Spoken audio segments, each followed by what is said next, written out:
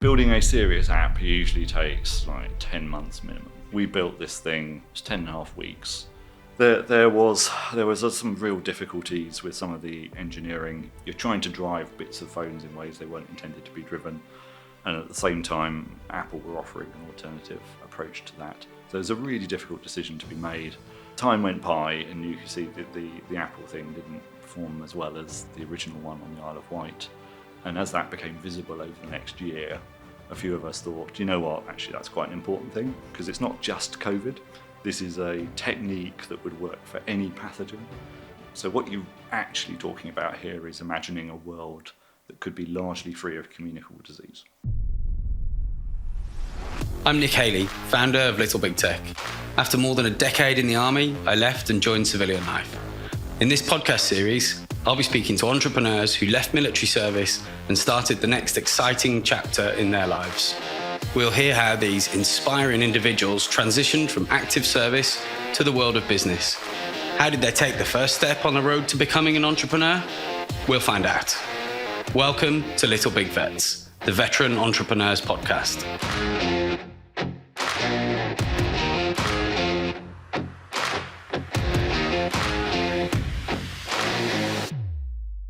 From serving 12 years in the Royal Naval Reserve as a lieutenant to a subsequent 19 years within the UK government as Deputy Director for the Foreign and Commonwealth Office, my guest on today's podcast, Peter Whawell, is no stranger to serving his country.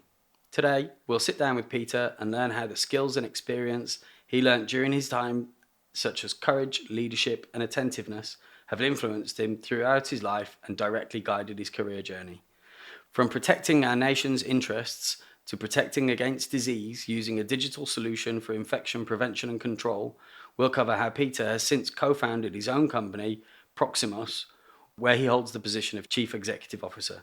Peter, thanks for joining us. It's a pleasure to have you here today, and I'm sure our listeners are eager to hear your story. So, can you tell me a little bit about your experience in the Royal Naval Reserve? Yeah, certainly. I joined sort of soon after I'd left university and joined HMS President, which is the sort of the London unit. And at the time, the role of the reserves was focused on sort of niche professions, as it were, in the Royal Navy.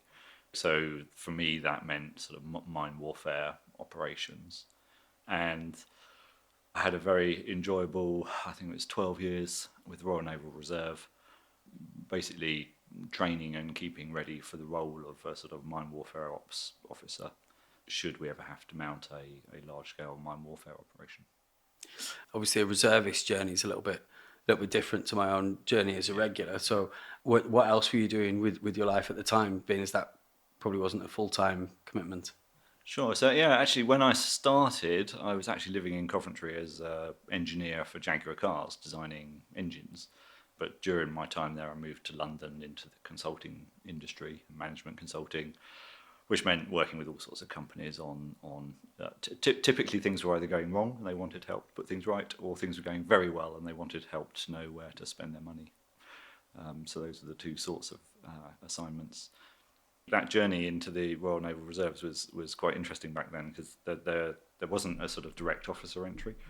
So actually I went through HMS Raleigh, which is the junior rates training place down in Plymouth, and spent 2 or 3 years actually what was then called the lower deck. I'm not quite sure if it's called that now, but learning to splice and all that sort of stuff, able seaman, as it were, before going and doing fleet board and becoming a sort of operations officer. Yeah. Oh, wow. Yeah, that's quite an interesting route when you're having to go through that non-direct officer entry route to go to a role that's a typical... It was great. It was great fun. I mean, there were folk in the unit who were sort of able seamen at their weekends and barristers in the week. You know, it was quite fun. Oh, wow. Yeah, that's gonna be quite a mix of people. Yeah.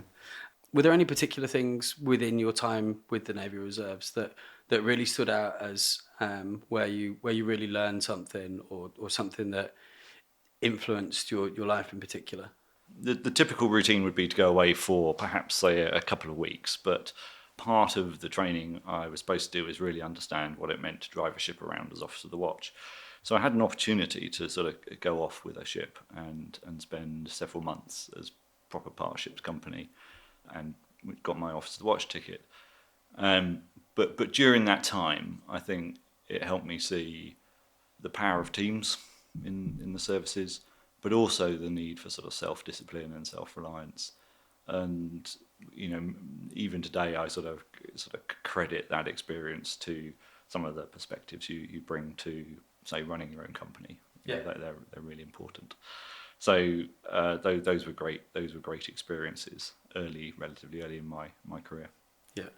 From what I've looked at, having started my own company, I really try to create the environment where people that work in my company build relationships like people in the services build relationships with each other, because they're incredibly sticky, powerful relationships that last for a lifetime. It's pretty hard to do, but if you can make that work, then you're onto something really powerful.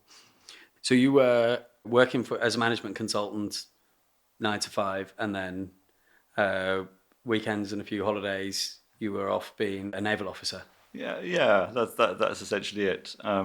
The time was split perhaps between sort of two core activities. One would be actually time at sea, and you'd be standing watches, but essentially sort of training on the bridge, and learning sort of mine warfare in, I was going to say in the field, but I'm actually in the sea, and then the other half of the time is sort of more sort of bookish learning, as it were, off on training courses and drill nights where you're actually sort of just learning the academic side of it. So it was a really nice mix of stuff, and as any military unit, it had bits of adventurous training and other things going on as well. So any cool bits of AT that you want to talk about? I think I got as far as Crowborough, but I think some people got down to Antarctica. Yeah, so my favourite one was I had a week on a liveaboard yacht in the Red Sea doing scuba diving. Yeah, that's nice. That was what I did manage, because I was doing Officer of the Watch. Once I'd got my ticket, okay. So if you phone a ship up and go, might I come and join you for a couple of weeks? Oh, by the way, I've got Officer of the Watch ticket. What it means is everyone in the wardroom who's currently standing watches gets more time in their rack, more time in bed. So it was a welcome call. Yeah, exactly. And often ships that were steaming to or from a deployment would be a bit short-handed, because some people were flown out or flying in. So I did pick up a ship once at Plymouth and go to the Caribbean that was heading to be West Indies Guard ship. And again, joined a ship in Singapore coming back from the Hong Kong handover, and steamed all the way back from there. I managed. It wasn't formally adventurous training, but I managed some pretty cool trips. Some pretty good trips, yeah. And so, what made you want to leave the? That's interesting. I didn't want to leave, actually. I really enjoyed it. In fact, it fundamentally influenced how I thought about what I did next, I suppose. I think I got to a point I was 30 years old where I noticed that I didn't much enjoy my day job. I was good at it, but I didn't much enjoy it. Yeah. But I really enjoyed what I did with the Navy, and I think there's something about that higher purpose in the Navy. So I sort of looked around at what else I might do as my day job, and that led me to sort of a career in the civil service. And so I joined the Foreign Office, but I was sort of serving around sort of national security agenda stuff, and actually under the legislation, the Foreign Office has the right not to release you on reserve service. Okay. Yeah. So although so the government stopped you helping the government. Well, the government's very supportive, actually, and would support you being in the reserve forces. But sort of, I knew that there were actually only, I think, 6 of us trained to do the role that I would do, and It didn't seem right to be sitting on one of those seats. So I left, but I've stayed very much in touch with the unit and all my friends there, and we still see a lot of each other, and That's and, nice. yeah, That's we nice actually to hear that you get the similar thing from yeah. the reserves as you do in the regulars. That you form that group of friends and then you can't bloody get rid of them. I know, and it's a fabulous. It's just fabulous. You're always helping each other out, and there's always someone in the network who knows something about the problem you've got. Yeah. Yeah. Oh, fantastic. So then, the job in the Foreign Office, did that bear much semblance to anything you'd done in the military, or was that a completely new challenge? It's a new challenge, but I think some of those skills and things you pick up in the military are very applicable wherever you go. So, sort of the teamwork and self-discipline and communication skills and all that sort of stuff is directly transferable. So, and it ultimately is also public service. So a lot was quite familiar. Yeah. They weren't quite the sort of drafting officer in terms of what job you did next, but it wasn't far from it. So Yeah. you understood how things worked. When we first met and we're having a beer, you told me a story about when the pandemic had kicked off. Oh yes, and having an idea. So if Yeah. you wouldn't mind retelling that story, that would be quite cool. Sure. Okay. Yeah. So I mean, this is how I sort of came to leave the Foreign Office and end up being a med tech entrepreneur, which was not part of my plan. I was really enjoying what I did. It was fascinating. I kind of imagined I'd do it till I retire, but then pandemic came along, and essentially at the time the pandemic was brewing, it was still sort of really in China, maybe North Italy a little bit. I was in a role which meant I knew a bit about the legislation around tracking and stuff like that, and it led me to have sort of the idea that you might be able to track the virus down with phones. And I'm not the only person to have had this idea, but I suppose I was a senior civil servant at this point, so I was actually able to reach people who mattered and said there may be something possible here. When we kicked that around for a small number of days, and then realised actually that this was a credible way of potentially tracking down the virus, and that became what we call digital contact tracing. So I was seconded at very short notice over to the Department of Health, teamed up with a fabulous public health doctor, and then found myself working sort of to build the NHS COVID-19 app. And that's what I spent the first half of 2020, wasn't it? That's what I was doing first half of 2020. Yeah. And so in a matter of days, gone from having an idea that you mentioned to some of the right people to being seconded to the Department of Health. Yeah, be careful what ideas you mention. Creating something innovative, brand new. Yeah. So that was, but I in a way, actually, there was some military crossover here, actually, because, sort of public health is not really like a military campaign. But if you imagine with a pandemic bearing down on you, you've got to move really fast and mobilise really quickly. And sort of on the day that we decided that this was probably a good idea to try and build something like this, there was nothing. There was no team, there was nowhere to work, there was none. So that process of mobilising, I found myself leaning back on some of those the military skills, and indeed, as we came to deploy the app, I found myself doing the same again. In fact, actually went out and found some folk from the logistics corps to help us, because we needed to run what was essentially an ops room. If you imagine, we're launching a novel technology on an unsuspecting population in very uncertain sets of circumstances. So we had this big old space in the NHS headquarters, which was, some of it was apps, some of it was call centre, some of it was press and media, some of it was sort of policy, some of it was logistics, and you can imagine with almost little flags sticking up above each team so that everyone knew who was doing what. It was quite fun, but that was all put together by folk from the military who stepped in to help. And you were leading that? I was the deputy. This is civil service speak, but senior responsible owner. Right. So the public health doctor was the senior responsible owner, and I was his deputy, and we did it together.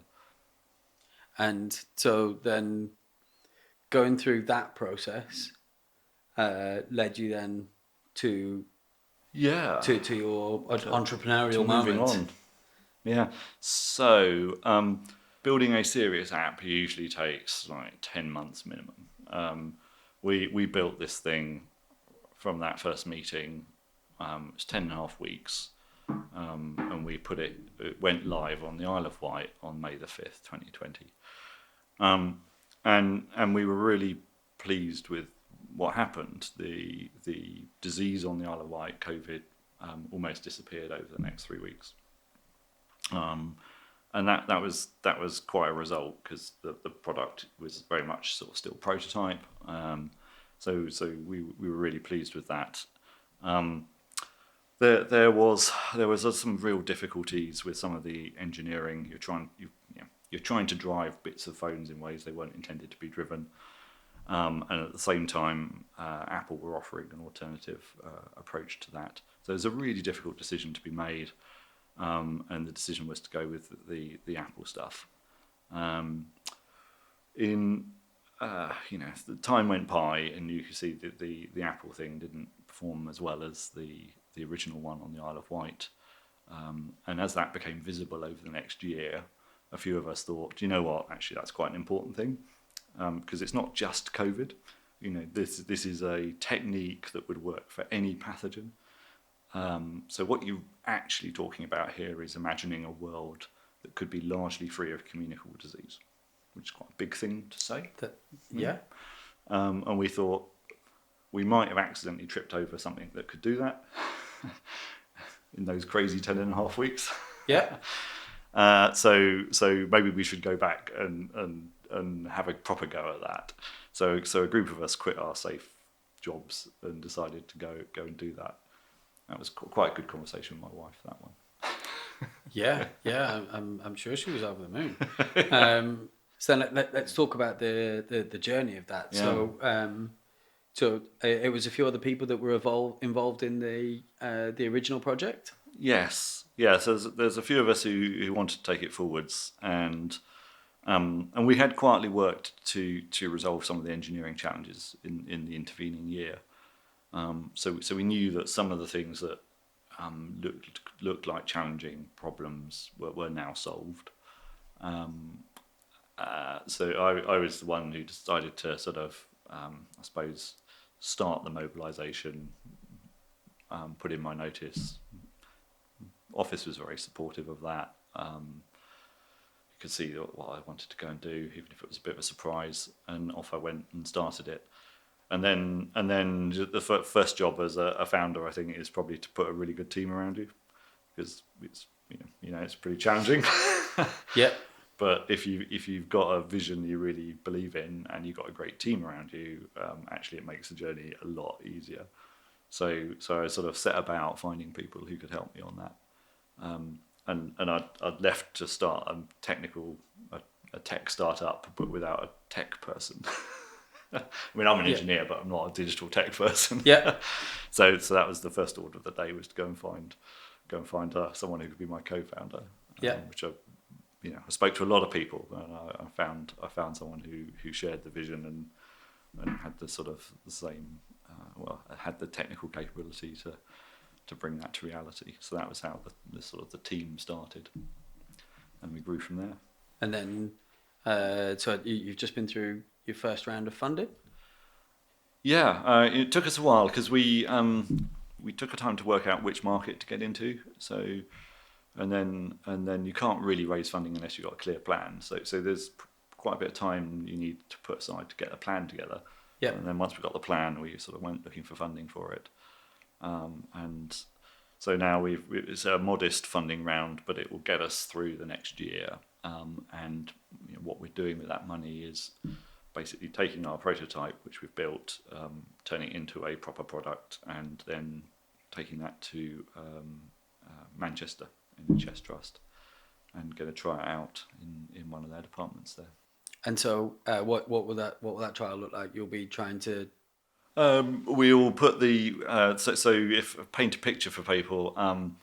What we're essentially doing is putting a very accurate tracker on people in hospitals. So if you're a staff member, what we do is we put a little bit of extra electronics in the back of the pass carrier. Yeah. You know, the thing you have around your neck. Yeah. And if you're a patient, you have that little plastic band that goes around your wrist. Yeah. And we've got a little tag that goes on that. And essentially what that means is we can keep track of all the opportunities that pathogens might have to jump between us in all the ways they do that. Yeah. All of the time for everybody. We don't look at that, we just file it. But then when you do have someone who falls ill, you can put their name in the web app, if you like, put it in the name in the top of the screen, and then the system instantly goes and looks at who else might have picked it up. Throws out a list. Throws out a list, which is tell these people not to go near anyone. I mean, else. it's what hospitals try and do anyway, you know. Yeah. But they do it manually, and you can see the problem with that. You know, you have hugely busy people. You're trying to remember where you were 2 days ago and who you saw. It's just a bit of a difficult thing. So that's what it will look like, is a department with people actually carrying the kit and trying it out. And so then is that like the first phase of it, that it will become a within hospitals? Yeah, I mean the idea is if it works as we expect it will work, you'd want it across the whole hospital. Yeah, we could dive into some of the interesting science and tech, but one of the things is we don't actually know that much about how pathogens spread, and the reason is it's very hard to measure in the wild. You know, without a technology like the thing we've built, which is the first, you can't measure it in the wild, and measuring it in controlled circumstances is really difficult, because the definition of a pathogen is it's harmful to humans. So you can imagine the conversation, you know, Nick, I'd like to infect you with multi-drug resistant tuberculosis and see how long it takes for you to become contagious. Yeah, I'm probably going to pass on that request. Yeah, exactly. So oddly enough, you don't see many experiments. There was one on COVID actually, but it took 2 years. It took 2 years to plan it, and that's so in the face of a major world health emergency. It's a touch on the slow side. Yeah, it's touch slow. But the tech we're building would measure that pretty instantly. And so then would you take the data that you gather and allow people to conduct studies on that sort of anonymized data? Yeah. You can pseudo anonymize or fully anonymize it, and you can conduct all. I mean, it will open up a huge number of research avenues that are unavailable at the moment. Plus, solve. I mean, this is a big problem in the NHS. 20% of beds in the NHS are occupied by people who should have gone home, but have caught a hospital-acquired infection. Wow. Yeah. I'm not saying 20% of people catch it, but if you do catch one of these, you tend to overstay by quite a long time. Wow. That's quite a high number. That's a much higher number than I would have ever assumed. So in terms of the, you know, it's very topical with waiting lists and all the rest of it. If we can make a dent in this problem, we can really do something important there. Yeah. So then the investment in the technology then pays back many times if every NHS trust is then reducing the amount of time that inpatients stay. Yeah, and you imagine you know the hospital also has the direct costs. If someone falls ill, you then got to treat them. So you're putting expensive drugs and drips and PPE and all that stuff is being spent. You know, not to replace the hip, but now to try and cure them of the bug. So if we stop that happening, the hospital saves money instantly. So it's not one of these you invest now and you get it back over the next 5 years. It's you put it in and you start. It gets to the bottom line straight away. It goes straight to the bottom line. Yeah, that's incredible. Yeah. Well, thank you. Yeah, we'll tell you if it works. It's incredible if it works. It's incredible. Yeah, that's right. I mean, well, it's one of the things. I don't know. You're a technical guy. In life, you know, the science and the engineering can all stack up, but until you actually try it in the real world, you know, there's always something you haven't thought of. So it will be brilliant to try it. Can't wait. And so when does that start? Well, we hope in April. Yeah, there's quite a lot of paperwork to do before you can muck around in a hospital. Turns out, I mean, quite reasonably, really. And so then, how long will you be running that for? Oh well, one again, because there's relatively little knowledge in this area. One of the challenges is we don't know how long we'll need to run it for to see enough disease to work out whether it works. So the plan is we think it will take a couple of months, but we're giving ourselves another 2 or 3 months to can run on if we don't see enough pathogen action in the first couple of months. Yeah. So that sort of timescale. Yeah. Wow. Yeah. That's really interesting. Yeah. So then the journey of Proxximos, are you gonna share that publicly anywhere as you go along? I think we will. I think we we got our heads down at the moment, building the product, working with some really diamond folk in the NHS to try it out. But once we've tried it and got confidence, then of course we'll want to tell people about it. But it's been quite an interesting journey, actually, going from institutionalized Foreign Office deputy director to sort of standalone entrepreneur. Yeah. And I mean, if I could talk a bit about the surprises. I'm just thinking your listeners are probably coming out of the military, going to something else. That's that for me, that's the pivot point in my life, was going from this big institution to this kind of. I mean, you definitely stepped out of your comfort zone. Yeah, it was. I didn't realise it quite so much as I took the step, but I worked out quite quickly that I needed to sort of learn. I needed to learn some new skills. There was a lot of skills that should continue to be applicable, but it was just very striking. For example. When you're in a big organisation, quite a lot of your time is actually organised for you. Yeah. It's like, right, someone else has set this program and you've got a part to do in it, and so you need to turn up and do your bit, sort of thing. When you sort of step out and try and run your own company, all the time is for you to work out what to do with it.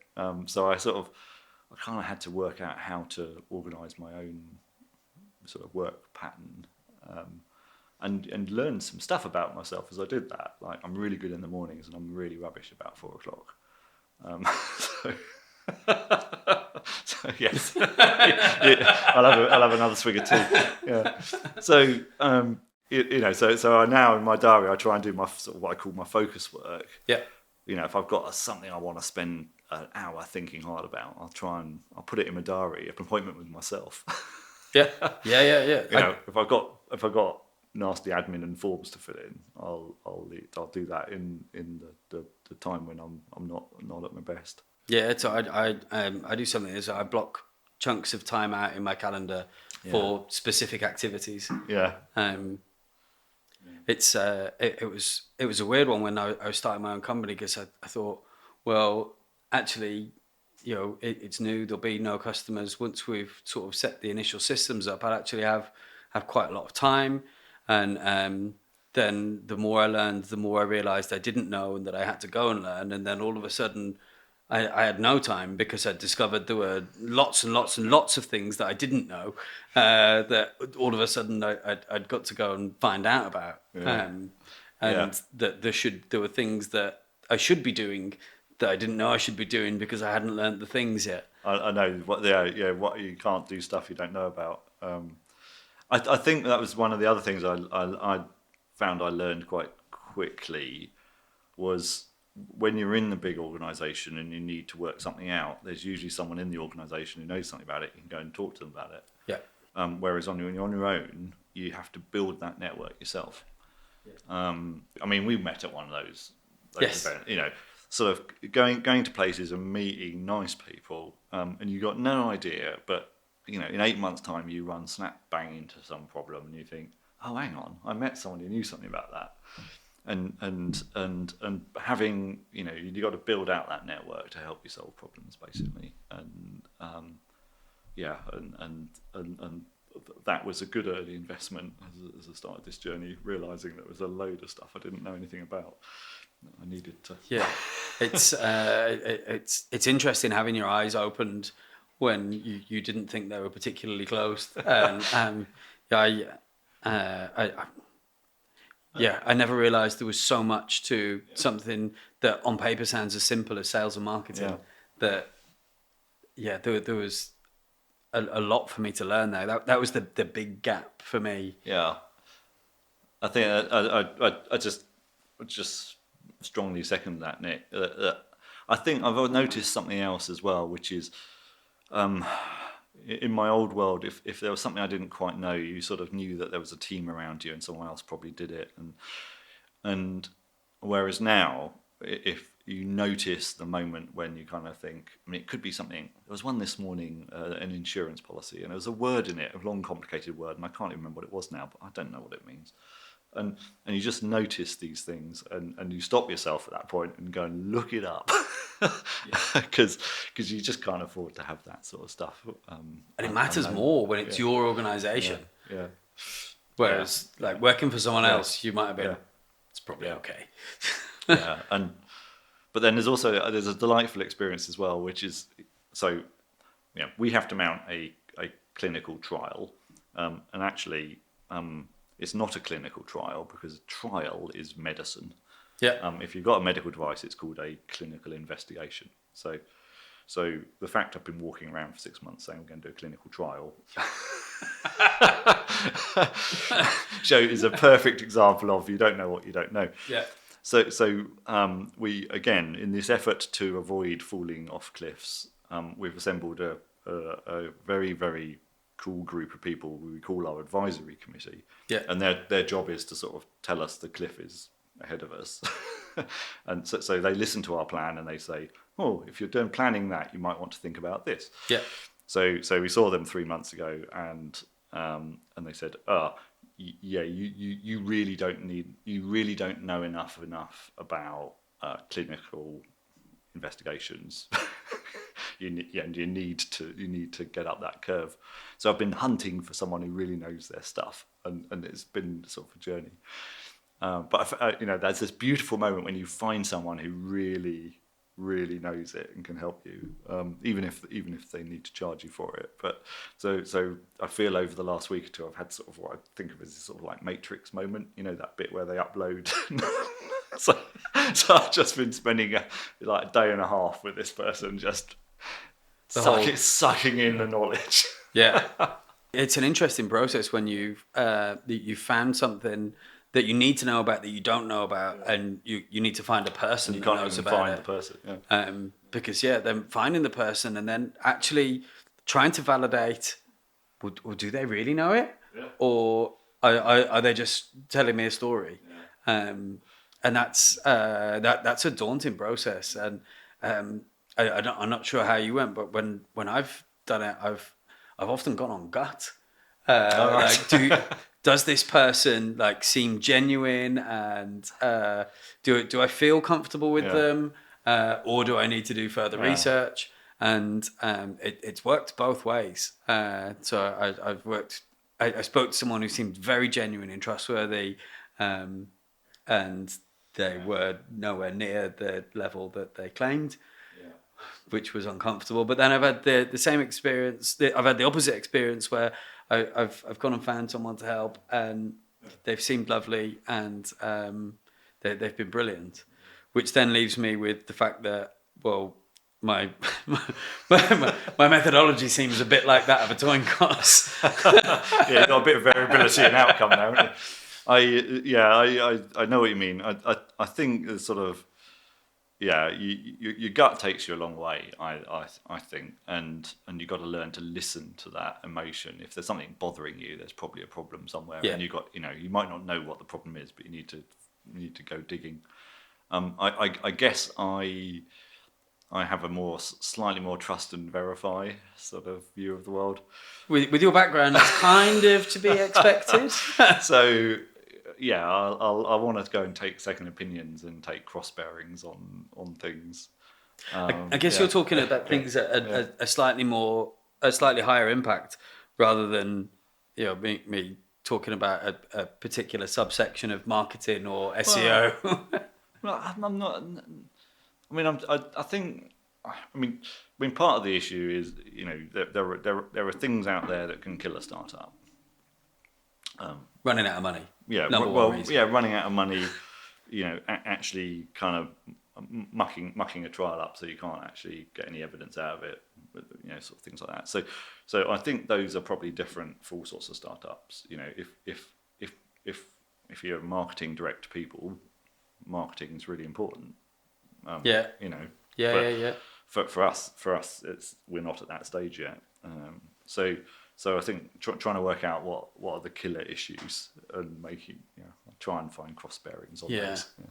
Yeah. But then it's the difficult balance between momentum and overanalyzing something. And I try to go down the make the decision quickly, have some sort of expected outcome that you can measure it against, and if it's not moving quickly towards that outcome, then stop, go and look again. Yeah, I think that's very sensible too. I'm quite a believer in trying to make quicker decisions, including the decision to say that last decision was wrong. Yeah. Well, I think that's another thing that the military training teaches really well is, inaction is usually not a good course of action. Yeah. So do something, but be willing to reassess. Yeah. So what's the average day like at the moment with? It can vary hugely. So I'll pick out some different days if you like. So there was, there's sort of great days when you kind of meet a new ally, I think, because you're going along, you've got a vision, you're trying to get there and you need all sorts of help. And you're speaking to a lot of people, and it could be investors, or it could be potential partners for research, or it could be someone, a gap in your team. And a great day is when you find someone and there's that sort of that sort of click. They get what you're trying to achieve and they like it. They're in a place in life where it fits with what they're trying to achieve, and you can see how they fit in. So you kind of get sort of really good days where you kind of find that sort of a new ally is fantastic. Then you find yourself just doing things you never thought you'd be doing. So there is an organisation called the Infection Prevention Society.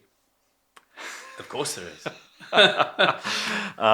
It's a fantastic organisation. It's everyone sort of across the NHS who's involved in that, and mostly members. So thinking either specialist infection prevention control nurses or general nurses who have a specialism in infection prevention control.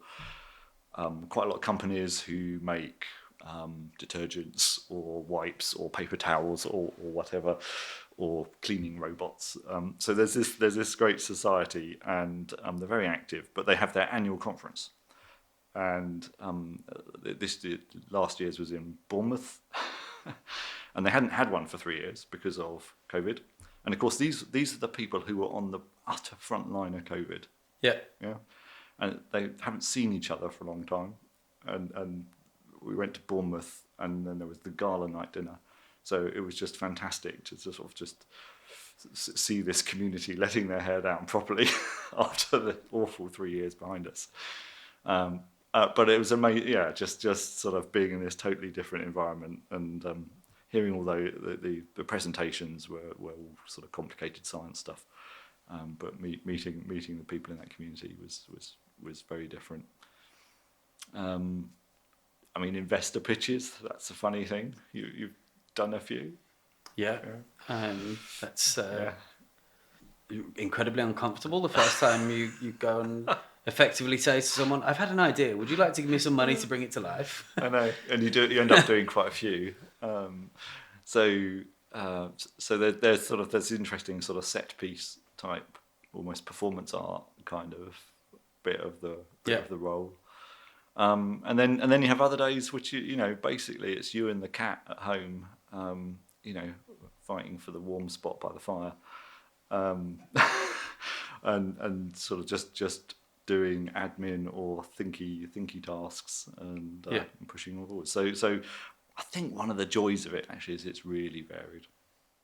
So if you were to give a piece of advice to someone who was coming to the end of a military career, looking to take their next step from that very structured to, to whatever they choose to do, what would that be? I think there's a couple of things. One would be not to rush things, actually.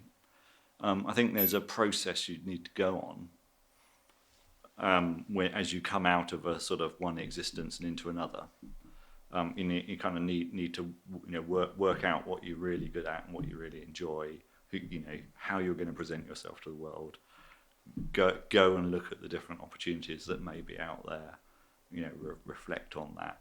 And I do see, I see colleagues coming out of the Foreign Office and that sort of environment, who are sort of really desperate to get a, sort of, there's a lack of security, I suppose, sort of, I want to get a job, and I think trust that you will. You've got a really good set of skills,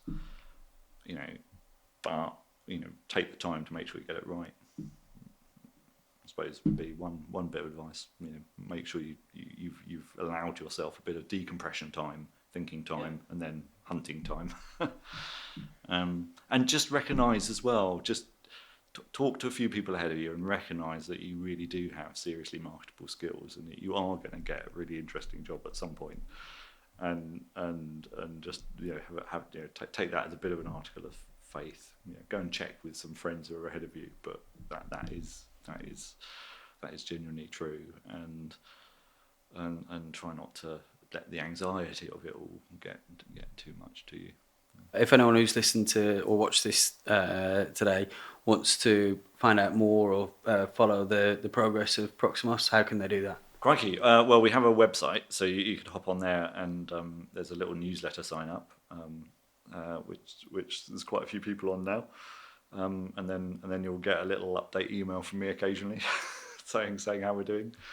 And if the trial goes well, hopefully you'll see us later this year, making a bit of noise about it. Fantastic. It sounds really cool. And thank you very much for your time today. It's been really good. It's been a real pleasure, and thanks for the opportunity. It's great. Thanks very much. Thanks for listening. I'm sure you'll agree the stories from the guests on the show are incredible. Starting your own company is an incredibly brave and difficult thing to do, and there's a theme of resilience through all these stories, which is key to success as an entrepreneur. If you're a veteran with a good story to tell, we'd love to have you on. If you're leaving the military and you want to get in touch, email podcast@littlebigtech.co.uk. If you run a business and you're looking for an IT company that's entrepreneurial and forward-thinking, please do get in touch. I hope you enjoy the rest of the series.